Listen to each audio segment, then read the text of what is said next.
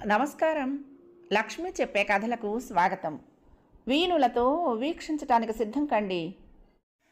ప్రియ సఖులు, ఈ వేళ నుండి మనం ప్రముఖ రచయితలు శ్రీ జొన్నలగడ్డ రాజగోపాలరావు గారు, శ్రీమతి జొన్నలగడ్డ రామలక్ష్మి గారు వసుంధర కలం పేరుతో రచించిన తులసి తీర్థం అనే నవలలోని మొదటి భాగాన్ని విందామండి. ఈ నవల జ్యోతి మాసపత్రికలో 1984 సంవత్సరంలో నవంబర్లో అనుబంధ నవలగా ప్రచురింపబడింది.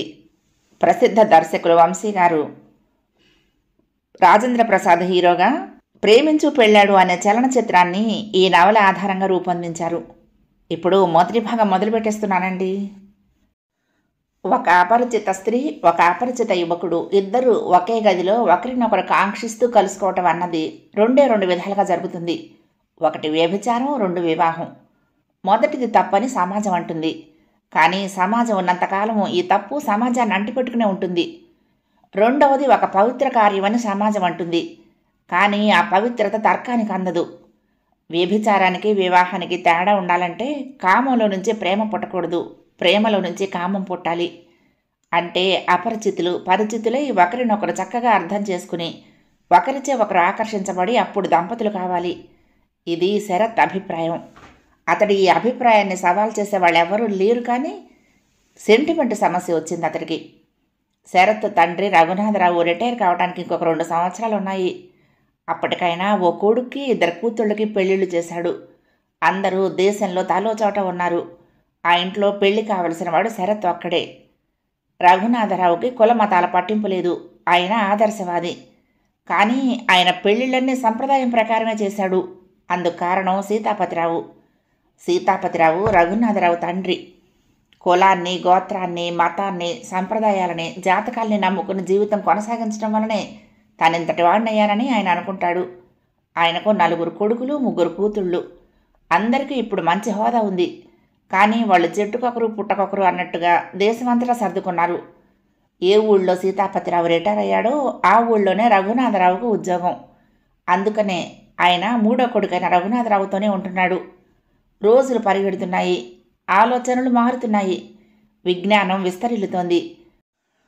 ఆ కారణంగా రఘునాథరావు చెల్లెలు పార్వతి వర్ణాంతర వివాహానికి సిద్ధపడినప్పుడు ఇంట్లో తుఫానే రేగింది. ఆమె ఇంట్లో ఎవ్వరి మాట లెక్క చేయలేదు. అందువలనే సీతాపతిరావు తనకు 3 కూతుళ్ళని అంటాడు.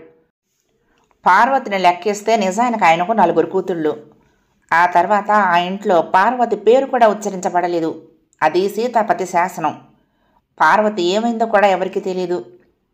సీతాపతిరావు తన నమ్మకాలకు ఎంత విలువనిస్తాడో ఉదాహరణగా పార్వతి నిలిచిపోయింది.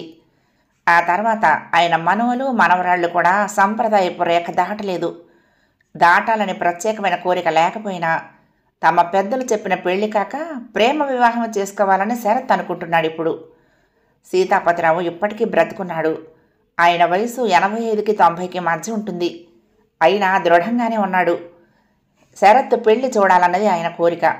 ఆయన పోయాక పెళ్లి చేసుకోవాలని శరత్ లోపల అనుకుంటున్నాడు. పెళ్లి గురించి అతను ఏమనుకుంటున్నాడో శరత్ తల్లికి తెలుసును. మామగారంటే ప్రత్యేకమైన అభిమానం లేకపోయినా శరత్ తల్లికి కూడా సంప్రదాయం అంటే ఇష్టమే. ఈ వయసులో మీ తాతగారి మనసు కష్టపట్టడం అంత అన్యాయమో ఘోరమో మరొకటి ఉండదు. ఆయనకు నీ పెళ్లి చూడాలనుంది. నీకు అంతగా ప్రేమించి పెళ్లి చేసుకోవాలంటే సూక్ష్మంలో మోక్షంగా ఉపాయం ఉంది అంది శరత్ తల్లి శాంతాదేవి. ఆ ఉపాయం ఏమిటో కూడా ఆమె వివరించింది. సంప్రదాయానికి విరుద్ధం కాని సంబంధం ఒకటి తాము చూస్తారు. శరత్ ఆ పిల్లతో పరిచయం పెంచుకొని ముందు ప్రేమించాక ఆ తర్వాతనే పెళ్లి చేసుకుంటాడు. అది ఆ ఉపాయం శరత్కి అంతగా నచ్చలేదు. హోటల్కి వెళ్ళి ఆల్బమ్ చూసి పిల్లని ఎన్నిక చేసుకున్నట్టు అవుతుంది. అయితేనే దంపతులు అపరిచితులుగా గదిలో అడుగు పెట్టాల్సిన అవసరం లేదు. అయిష్టంగా అతడు అందుకు ఒప్పుకున్నా అసలు సమస్య వేరే ఉంది. సంప్రదాయ కుటుంబంలోని ఏ పిల్ల భర్తను పెళ్లికి ముందు ప్రేమించడానికి ఎందుకు ఒప్పుకుంటుంది? అనుకోకుండా ఈ సమస్యకు పరిష్కారం లభించింది. శరత్కు విశాఖపట్నంలో స్టేట్ బ్యాంకులో ఉద్యోగం వచ్చింది. బాగా దూరపు వరుసతో శాంతాదేవికి అన్నగారయ్యే నాగేశ్వరరావు ఇంట్లోనే అతడికి అద్దెకుండటానికి గది ఏర్పాటైంది. నాగేశ్వరరావు కూతురు రమ పెళ్ళిడికి ఎదిగింది. వయసు కారణంగా ఆమె చక్కని చొక్కలా ఉంటుంది. కూతురికి వరులను అన్వేషిస్తూ శరత్ గురించి తెలిసి అసలు విషయం చెప్పకుండా శాంతాదేవిని కలుసుకుని శరత్ తన ఇంట్లో ఉండొచ్చునని నాగేశ్వరరావు చెప్పడంతో వారి మధ్య స్తంభించకపోయిన సంబంధ బాంధవ్యాలు తిరిగి పునరుద్ధరించబడ్డాయి. ఏదైనా అట్నుంచి నరుక్కురావటం నాగేశ్వరరావు అలవాటు. తమ పిల్ల గురించి చెప్పటం, వాళ్ళు కట్న కానుకల ప్రసక్తి తేవటం వగైరా వగైరాలు తప్పించి కుర్రాడే తల్లిదండ్రుల మీద ఒత్తిడి తీసుకుని వచ్చేలా చేయటం కోసం ఆయన ప్రయత్నిస్తాడు. అలా ఇద్దరు కూతుళ్ళ పెళ్ళిళ్ళు చేశాడు కూడా. కొందరు అందుకు ఆయన్ని తప్పు పట్టినా నాది నేరమే, అయితే అది చట్టబద్ధమే అంటాడాయన తెలివిగా. మరి కట్నం తీసుకోవటం అనేది చట్టవిరుద్ధమైన నేరం, అదంతా చేస్తూనే ఉన్నారుగా. రమ చదువులో తెలివైంది, కానీ ఆమె అప్పుడప్పుడు కొన్ని పాఠాలు చెప్పమని శరత్తును అడిగేది. రమకు వంట రాదు, కానీ తనే చేశానని ఆమె అతడికి అప్పుడప్పుడు స్వీట్స్ ఇచ్చేది. క్రమంగా శరత్తుకు రమ అంటే ఆకర్షణ బయలుదేరింది. ఆమెకు తమకు బంధుత్వం ఉన్నదని, తమకు వివాహం సాధ్యమని శరత్తుకు తెలుసు.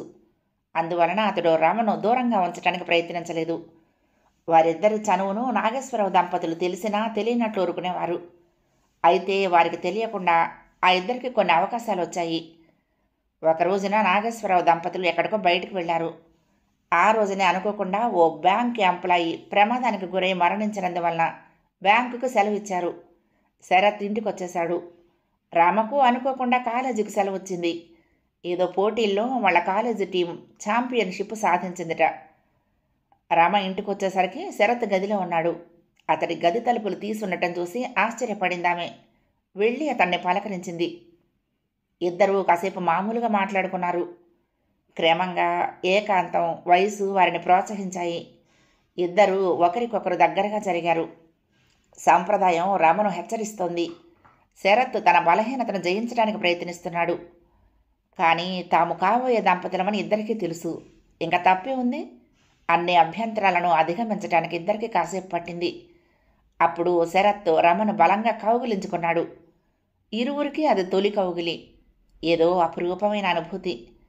రామా, భయంగా ఉందా అన్నాడు అతడు.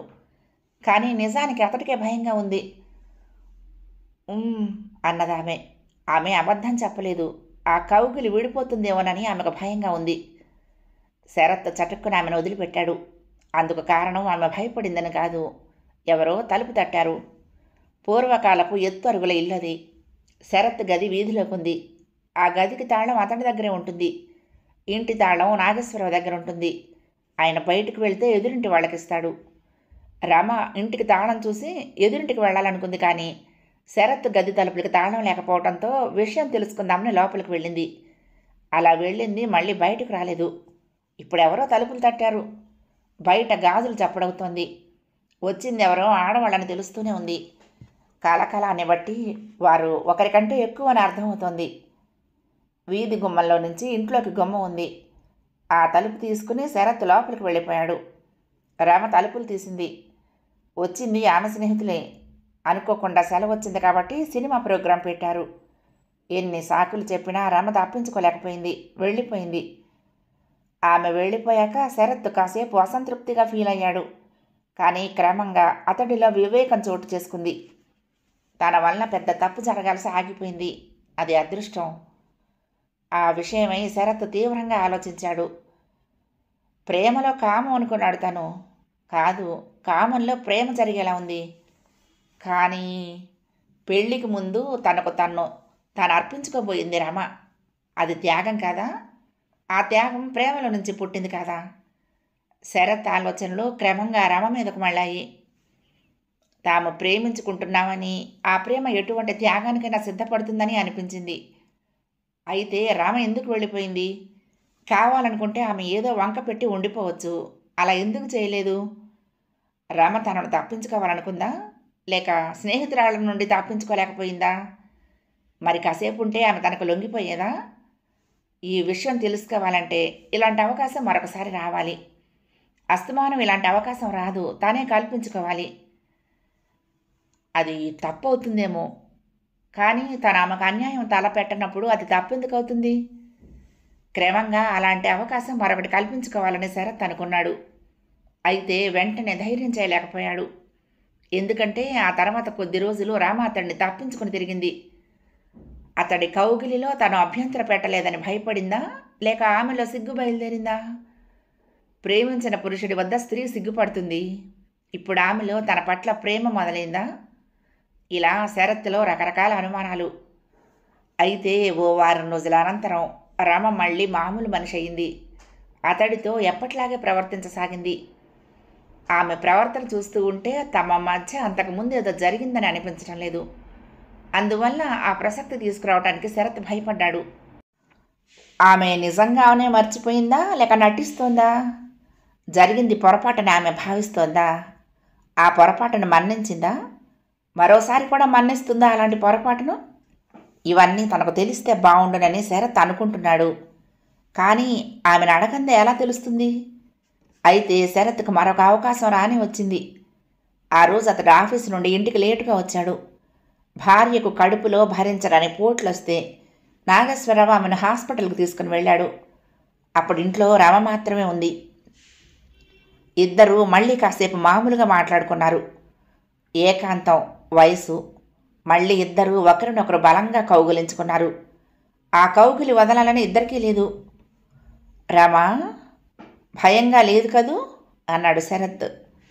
ఆమె తల అడ్డంగా ఊపింది. అతడు చటుక్కున ఆమె పెదవులపై ముద్దు పెట్టుకున్నాడు. రమ చేతులు అతని నడుం చుట్టూ బిగిశాయి. కానీ సరిగ్గా అప్పుడే ఎవరో తలుపు తట్టారు. ఆ జంట విడిపోయింది. రమ తనే వెళ్ళి తలుపు తీసింది. ఎవరో ఆమె తల్లి దూరపు చుట్టం. శరత్ బాగా అసంతృప్తిగా ఫీల్ అయ్యాడు. ఈసారి తప్పు చేయబోయానన్న వ్యధకు మించి అవకాశం చేజారిపోయిందన్న బాధ అతన్ని ఆవహించింది. తను కావాలనుకుంటే వెంటనే తమ పెళ్లి జరుగుతుంది. ఇటు నాగేశ్వరరావుకి అటు సీతాపతిరావుకు అభ్యంతరం లేని సంబంధం ఇది. కానీ శరత్లో అప్పుడు ఆవేశం ప్రారంభమైంది. అతడికి రమ మీద మనసైంది. ఆమె అతడికి కావాలి. పెళ్ళంటే ముహూర్తాలు దొరకాలి, అన్నీ కుదరాలి. ఇంకా ఎప్పుడో.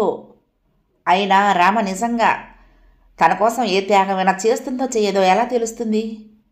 అందుకోసమైనా తామిద్దరూ ఒక్కసారి ఏకాంతంలో కలవాలి.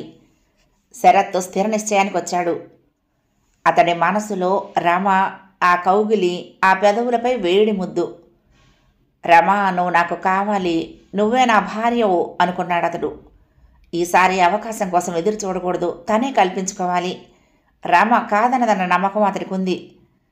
అందుకే ఒక రోజున, రమ, నా గది తలుపు తీసుంచుతాను, నీతో చాలా మాట్లాడాలి.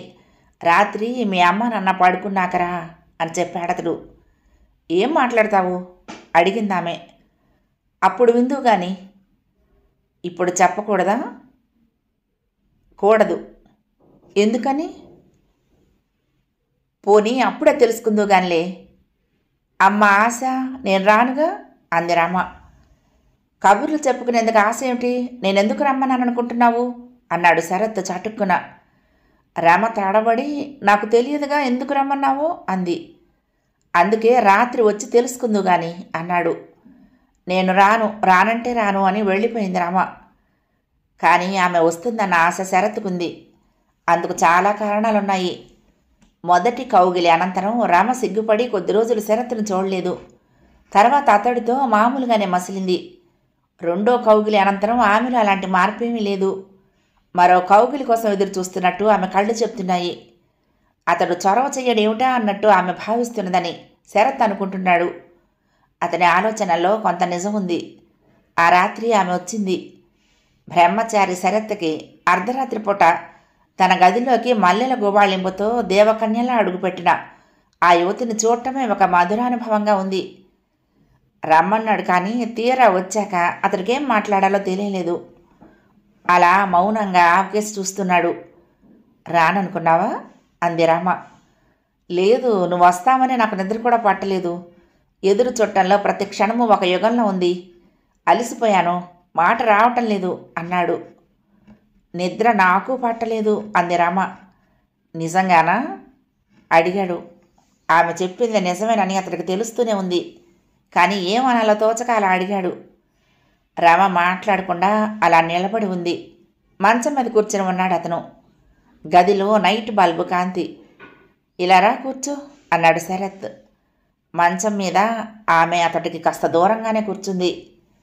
ఈసారి తమని ఎవరూ ఆటంకపరచలేరనే శరత్ అనుకున్నాడు. తాను ఆమెను కోరాడు. ఆమె వచ్చింది. గదిలో తాను ఆమె. నాగేశ్వరరావు భార్య గాఢ నిద్రలో ఉంటారు. తెల్లారి 5 అయితే కానీ వాళ్ళు లేవరు. శరత్ తటపటాయిస్తున్నాడు. ఏదో చెప్తానన్నావు అంది రమ. అవును అంటూ శరత్ ఆమెకు దగ్గరగా జరిగాడు. ఒకరి భుజాలు ఒకరికి తగిలాయి. ఇద్దరికీ నరనరాల్లో విద్యుత్ ప్రసారం జరిగినట్లయింది. ఈ అనుభవం గతంలోని చిరు కౌగిళ్లకు మించి థ్రిల్లింగ్గా అనిపించింది. శరత్ ఆమెను దగ్గరకు తీసుకురావాలని అనుకున్నాడు. సరిగ్గా అప్పుడే కాలింగ్ బెల్ మోగింది. రమ ఉలిక్కిపడి లేచింది. ఇంట్లో మిగతా వాళ్ళు లేచేలోగా ఆమె ఒక్క ఉదుటిన అతడి గదిలో నుంచి వెళ్ళిపోయి తానే వీధి తలుపు తీసింది. శరత్కు కలిగిన నిరుత్సాహం ఇంత అంతా కాదు. ఆ రోజుకి ఇంకా అవకాశం పోయినట్లే. వచ్చింది ఎవరో కానీ ఇంకా ఇంటిల్లిపాది లేవక తప్పదు. అతడు తన వైపు తలుపులు మాత్రం ముయ్యలేదు. అనుకోని విశేషం ఏదో జరిగి రమ మళ్ళీ రాకపోతుందా అన్న ఆశ ఉంది అతడికి. అతడు ఆశపడుతున్నట్లే ఇంట్లో ఎవరూ లేచినట్లు లేరు. రమ వచ్చింది అతడి దగ్గరకు. ఆమె చేతిలో ఒక కాగితం ఉంది. అది ఆమెకు అతడికి అందించింది. అది telegram. Grandfather serious, start immediately. సీతాపతిరావుకు శరత్ అంటే భ్రమ. శరత్కు కూడా ఆయనంటే ఇష్టమే. తన ప్రేమ వివాహం పథకానికి సహకరించడం లేదని, ఆయనంటే అతడికి కోపంగానూ చిరాగ్గానూ ఉండొచ్చు. కానీ మరణశయ్యపై ఉన్నాడంటే శరత్కు బాధగానే ఉంది. ఏమిటి హాల్లో లైట్లు వేస్తున్నాయి, ఇద్దరు ఈ గదిలో ఉన్నారు అంటూ రమ తల్లి ఆ గదిలోకి ప్రవేశించింది. ఆమె వెనుకనే నాగేశ్వరరావు వచ్చాడు. శరత్ వారికి టెలిగ్రామ్ చూపించాడు. నాగేశ్వరరావు వెంటనే, సరిగ్గా ఇంకొక గంటలో ట్రైన్ ఒకటి ఉంది, వెంటనే బయలుదేరటం మంచిది అన్నాడు కంగారుగా. తులసి తీర్థం తీసుకురండి అన్నదో ముసలావిడ. సీతాపతిరావు ఏదో చెప్పాలని అవస్థపడుతున్నాడు. ఆయనకు కళ్ళు మూతలు పడుతున్నాయి. పెదవులు అతి కష్టం మీద కదులుతున్నాయి. నోట్లో నుంచి మాట తయారై బయటకు రావటం కష్టంగా ఉంది. ఏమిటా అన్నా అన్నాడు రఘునాథరావు. అతి కష్టం మీద శరత్ అన్నాడు సీతాపతిరావు. ఆయన అంతే మాట్లాడగలిగాడు. టెలిగ్రామ్ వెళ్ళింది నాన్న, తప్పకుండా వచ్చేస్తాడు అన్నాడు రఘునాథరావు. సరిగ్గా అప్పుడే గుమ్మం ముందు శరత్ నిలబడ్డాడు. ఆ దృశ్యం చూస్తూ కళ్ళొత్తుకుని త్వరగా సీతాపతిరావును సమీపించి, తాతయ్య నేనొచ్చేశాను అన్నాడు. అంతలో ఒక ఆయన తులసి తీర్థం తెచ్చి, బాబూ నువ్వే ఆయన నోట్లో చెంచాడు నీళ్లు పోయి అన్నాడు. ఎందుకు అడిగాడు శరత్. ప్రశ్నలు అడగకూడదు నాయనా అన్నాడాయన. శరత్ సీతాపతిరావు నోట్లో ఓ చెంచాడు నీళ్లు పోశాడు. సీతాపతిరావు నెమ్మదిగా కళ్ళు తెరిచాడు. ఎదురుగా మనవుడు కనపడగానే ఆయన కళ్ళల్లో కొత్త వెలుగు కనపడింది. నేనొచ్చేశాను తాతయ్య అన్నాడు శరత్ మళ్ళీ. ఆయన 2 చేతులు చాచాడు. శరత్ ఏడుస్తూ ఆయన మీదకు వాలిపోయాడు. సీతాపతిరావు బలహీనంగా అతడి వీపును నిమురుతున్నాడు. ఇల్లంతా కలకలంగా ఉంది. చుట్టుపక్కల బంధువులంతా వచ్చేశారు. దూరపు వాళ్ళందరికీ టెలిగ్రామ్స్ వెళ్ళాయి. సీతాపతిరావు గుణగణాల గురించి అందరూ చెప్పుకుంటున్నారు. జీవితకాలంలో ఆయన ఎప్పుడూ చిర్రున్న చీది ఎరగడట. ఆయన నెరగని వారు కూడా తమకు పరిచయం ఉన్నట్టే మాట్లాడుతున్నారు. మాట్లాడగలవారు మాట్లాడుతూ ఉంటే వినగలవారు వింటున్నారు. ఎక్కువ మంది ఆయన అదృష్టాన్ని పోగొడుతున్నారు. 90వ పడికి దగ్గర పడుతూ కూడా తన వాళ్ళెవరు చావుల్ని ఆయన చూడలేదని చాలామంది పెద్ద విశేషంగా చెప్పుకున్నారు. ఈ కబుర్లన్నింటికీ అనుకోకుండా పులి స్టాప్ పడింది. సీతాపతిరావుకు ప్రాణ ప్రమాదం తప్పిందని డాక్టర్ అన్నట్ట. ఆయన గుండె బలహీనంగా ఉంది. కేవలం ఆత్మశక్తితో ఆయన జీవిస్తున్నారని నా అనుమానం. ఆయన ఇంకా ఎంతో కాలం బ్రతకడన్నది తథ్యం. ప్రస్తుతానికి గండం తప్పింది అన్నాడు డాక్టర్.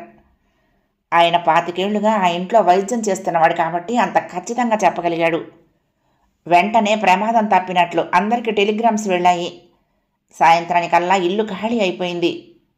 మనుమడి రాక ఆయనకు ప్రాణం పోసిందని, అతనిచ్చిన తులసి తీర్థమే ఆయనకు అమృతంలా పనిచేసిందని చాలామంది చెప్పుకున్నారు. సీతాపతిరావు ఉత్సాహంగా, నేనప్పుడే చావనురా, నీ పెళ్లి చూసి చచ్చిపోతాను అన్నాడు శరత్తో. నా పెళ్ళి నీ ఆశయం ప్రకారం జరుగుతుంది తాతయ్య అన్నాడు శరత్ ఆయనతో. ఆ క్షణంలో అతడి గొంతులో నిజాయితీ ఉంది. అందుకు కారణం సీతాపతిరావును సంతోషపెట్టాలనే కోరికొక్కటే కాదు, అతడి ఆలోచనల్లో రాముంది. రమ గురించి ఇంట్లో అందరికీ చెప్పాలని శరత్ అనుకున్నాడు. కానీ ముందు కాస్త మొహమాట పడ్డాడు. తనకు పెళ్లి మీద దృష్టి మళ్ళినట్లు ఇంట్లో అంతా అనుకోవటం అతడికి ఇష్టం లేదు. అయితే మంచి సమయం చూసి తాతయ్యతో విషయం చెప్పాలనుకున్నాడు అతడు. పెద్ద ఆయన అనుకోకుండా కోలుకున్నందుకు సంతోషించిన వారిలో ఆ ఇంట్లో రఘునాథరావు ఒక్కడే. ఆయనకు తండ్రి అంటే వాళ్ళ మారని అభిమానం.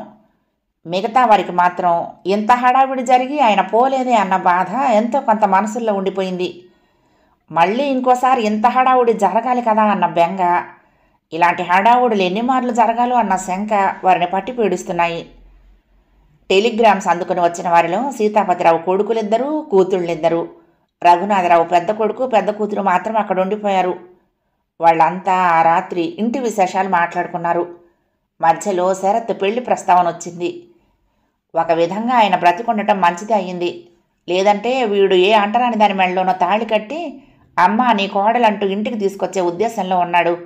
ఎలాగోలా తొందరగా ఆయన ఉండగానే వీడి పెళ్లి చేసేయాలి అంది శరత్ తల్లి శాంతాదేవి.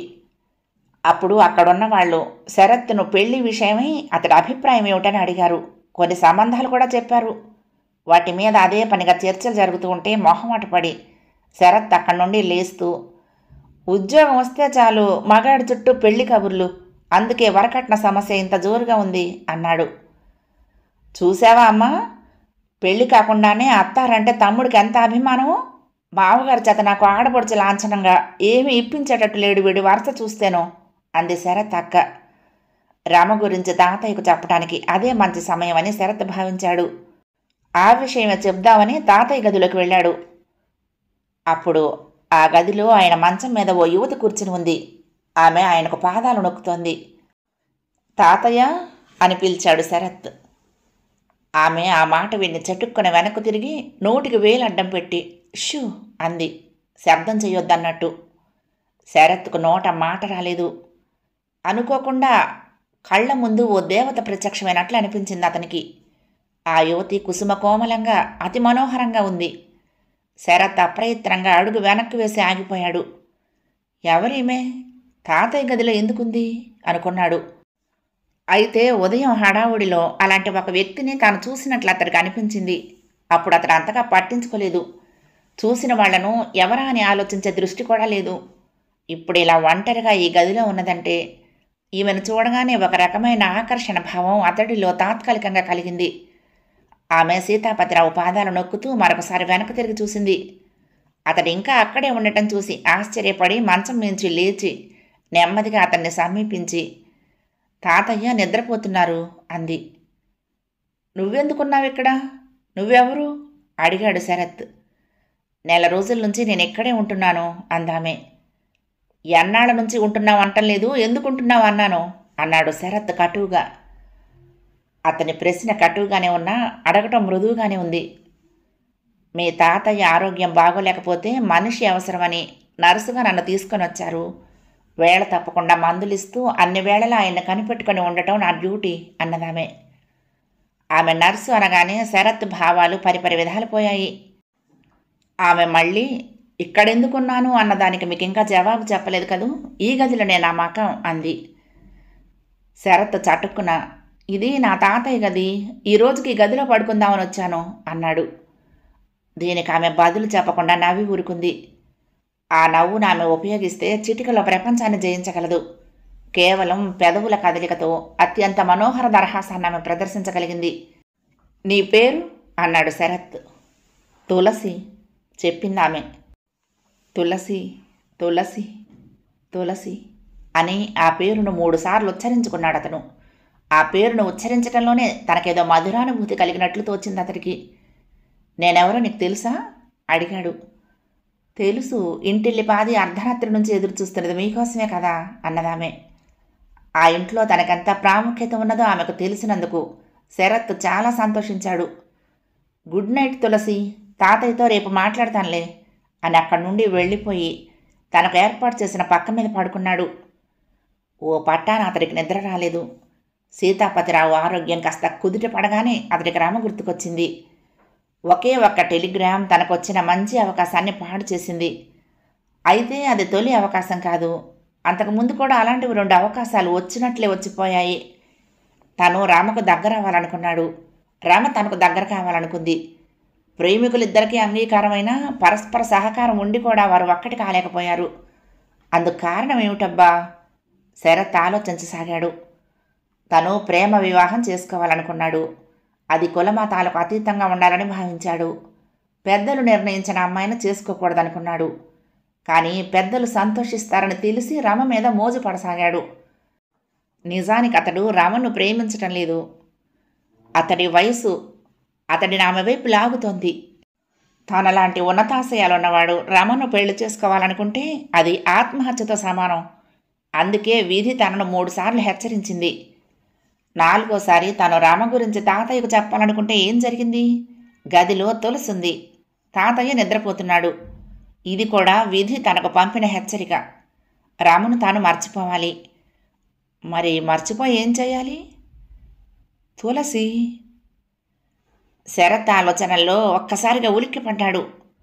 తులసి విశ్వరూపంతో అతడి ఆలోచనలను ఆక్రమించుకుంటున్నది.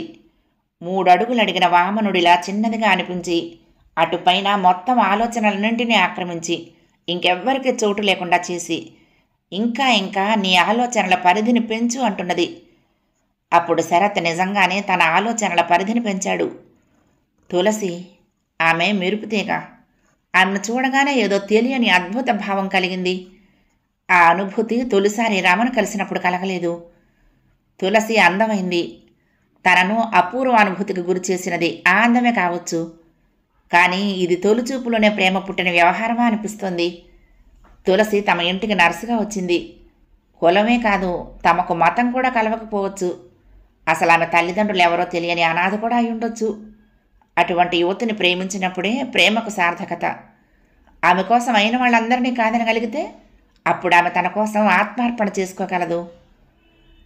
ఇలా శరత్ రకరకాలుగా ఆలోచిస్తూ తనను తాను భ్రమింపు చేసుకుంటున్నప్పటికీ తులసి రమ కంటే అందంగా ఉన్నదని, తులసి వంటి అందమైన యువతితో తాను 100 ఏళ్ల జీవితం పంచుకోవాలని అంతర్లీనంగా అనుకున్నట్లు గ్రహించాడు.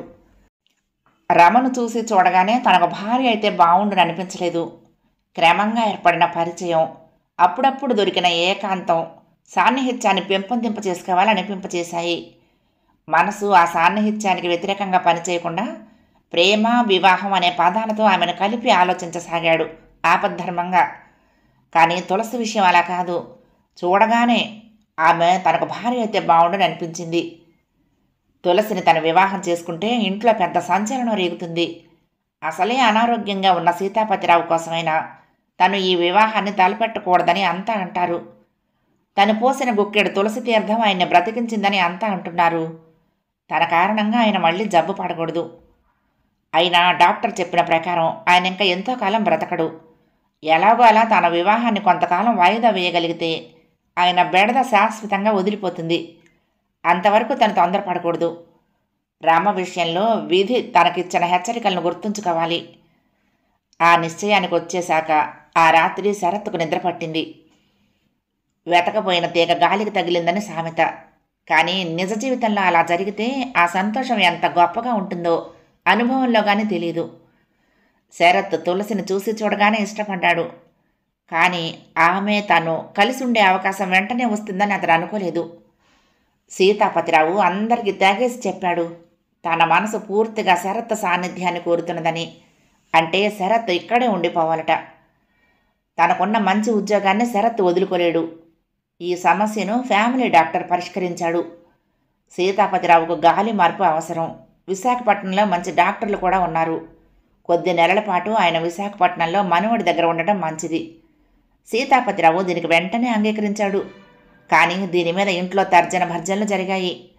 సీతాపతిరావుకు నర్సు అవసరం. తులసి ఆయనతో వెళ్ళటానికి సిద్ధంగానే ఉంది. కానీ పెళ్లి కాని అందమైన ఆడపిల్లను శరత్తో పాటు ఏకాంతంగా ఉంచటం తులసికి అభ్యంతరం కాకుండా కుటుంబ మర్యాదకు ప్రమాదం.